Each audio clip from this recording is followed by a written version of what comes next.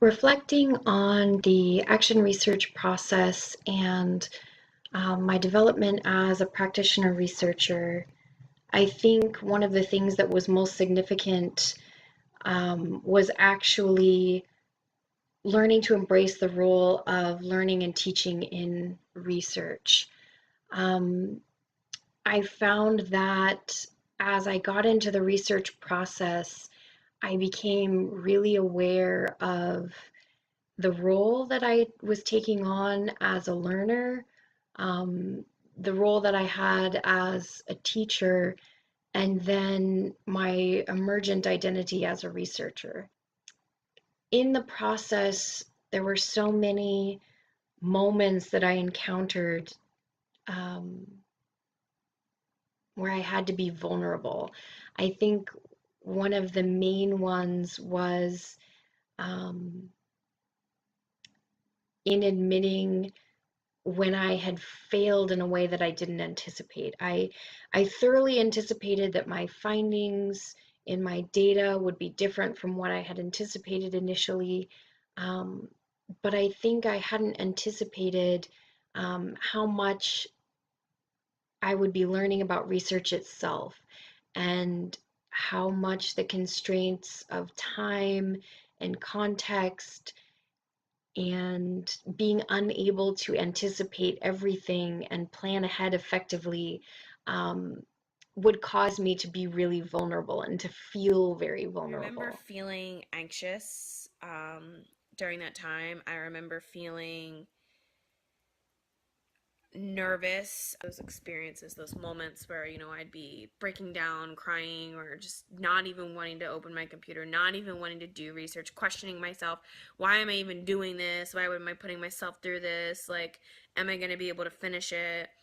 And I think one of the hardest parts was like, knowing that nobody else could do it but me, and that I would have to finish it. And I did, but I think that there are definitely dark times when you're doing your research where you just kind of question everything that you've done so far. And I guess that's part of it. That's part of doing research, is part of figuring that out. But I think those were for me like the most vulnerabilities that I've had, just like the overload, the mental blocks, the frustration, the data that I was coding, like sitting there for hours trying to find the themes, not liking the way that the charts were looking, so I'm changing the charts completely. Like, um, my aha moments, ironically enough, would usually come after not having looked at the research for a little bit.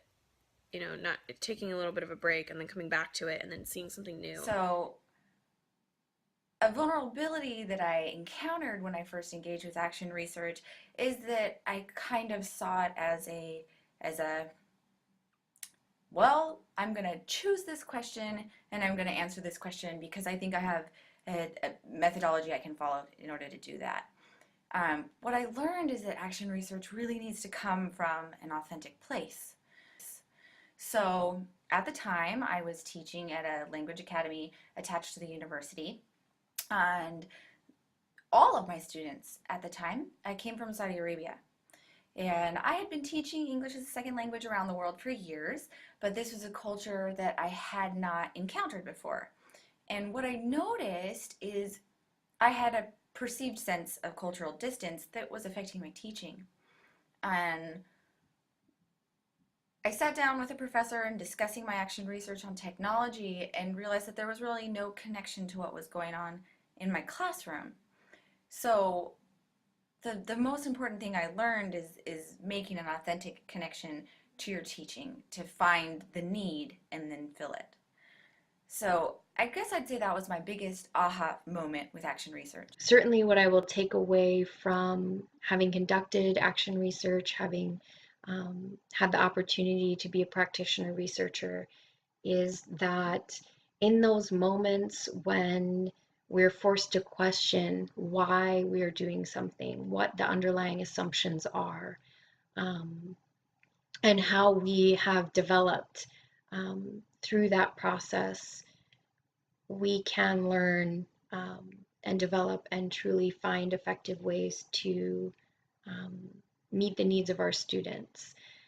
And I think that I will continue to help my students see themselves perhaps in a way as um, learners and teachers themselves, and bring that sense of vulnerability, but then also that sense of confidence from recognizing um, how to take I don't know, and really transform it into how can I start to know? How can I start to move forward and learn and grow and progress um, in ways that I hadn't considered before? Action research really is an amazing process of reflection. So it wasn't the science that I expected when you hear the term research.